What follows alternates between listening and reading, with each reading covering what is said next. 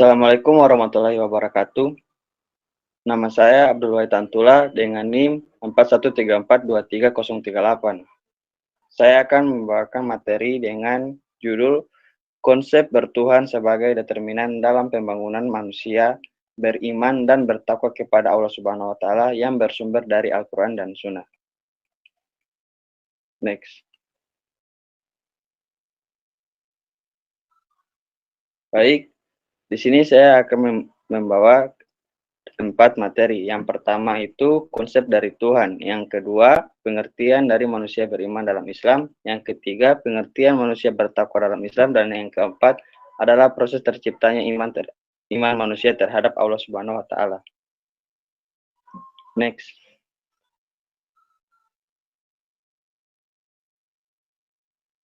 Yang pertama itu adalah konsep Tuhan dalam agama Islam. Dalam Islam, konsep Tuhan disebut dengan nama Allah. Allah adalah satu-satunya Tuhan yang Maha Esa dan menciptakan seluruh alam semesta. Beberapa aspek penting dalam konsep Tuhan dalam Islam meliputi yang pertama, ketuhanan yang Maha Esa atau Tauhid. Tauhid dalam konsep keesaan Allah mengajarkan bahwa tiada Tuhan selain Allah. Ini merupakan prinsip dasar dalam Islam. Yang kedua adalah sifat-sifat Allah. Islam mengajarkan bahwa Allah memiliki sifat-sifat yang sempurna seperti Maha mengetahui, bijaksana, adil, Maha kuasa, dan Maha penyayang. Yang ketiga, ruhania dan ketidakterlihatan Allah. Allah dianggap sebagai zat yang tidak dapat dilihat oleh mata manusia, tetapi memiliki kehadiran yang nyata dan mengawasi segala sesuatu. Yang keempat, ada wahyu, nubuwah, dan nubuwah. Allah berkomunikasi dengan umat manusia melalui wahyu yang diberikan kepada para nabi dan rasul yang dianggap sebagai utusannya. Dan yang terakhir ada penciptaan dan kekuasaan Allah. Allah adalah pencipta segala sesuatu di alam semesta dan memiliki kekuasaan penuh atas ciptaannya. Next.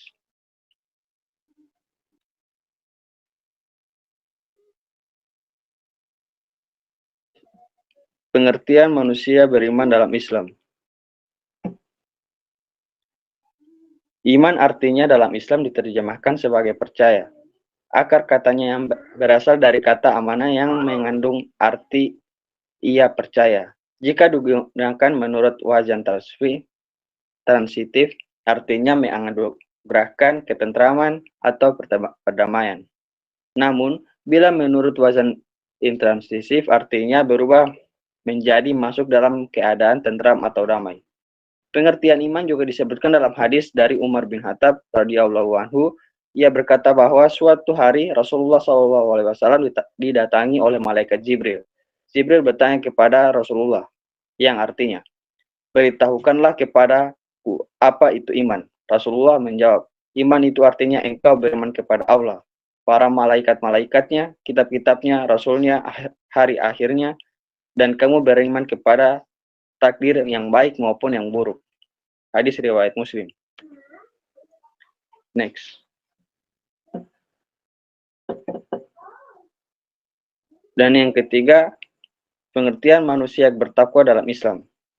Secara etimologi, takwa berasal dari kata waka yaki wikaya, yang artinya memelihara. Kata waka juga bermakna melindungi sesuatu, yang yakni melindunginya dari berbagai hal yang membahayakan dan merugikan. Sedangkan secara istilah, takwa adalah sikap seorang hamba Allah Subhanahu wa Ta'ala dengan melaksanakan semua perintah Allah, menjauhi larangannya, dan menjaga terhindar dari api neraka atau murka Allah. Dilansir dari laman Majelis Ulama Indonesia, Ibnu Abbas mendefinisikan takwa sebagai takut berbuat syirik kepada Allah dan selalu mengerjakan ketaatannya. Tafsir Ibnu Katsir.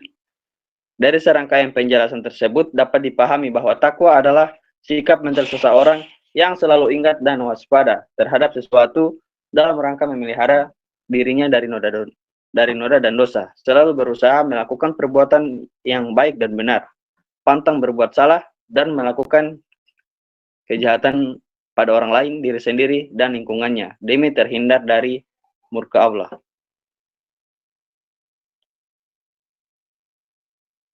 Next.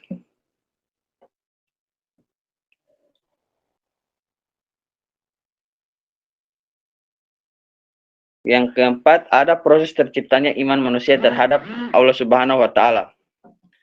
Sejak awal seluruh roh manusia jam arwah telah mengambil kesaksian bahwa Robnya Allah Subhanahu wa taala. Ini berarti setiap manusia telah memiliki benih iman. Quran surat Al-A'raf ayat 172. Ditegaskan lebih lanjut oleh Allah Subhanahu wa taala dalam Quran surat Ar-Rum ayat 30 bahwa setiap ciptaan dalam hal ini manusia fitrahnya adalah mengesahkan Allah. Yang artinya fitrahnya berarti beriman kepada Allah dan beriman berarti pula fitrahnya adalah Islam. Potensi fitrah atau iman Islam tersebut perlu ditindaklanjuti dan yang paling berkompeten menumbuhkan potensi Islam tersebut adalah kedua orang tua. Sebagaimana diterangkan dalam hadis Nabi Muhammad SAW yang artinya setiap anak dilahirkan dalam keadaan fitrah. Orang tuanya yang berperan menjadikan anak tersebut menjadi Yahudi, Nasrani, dan Majus.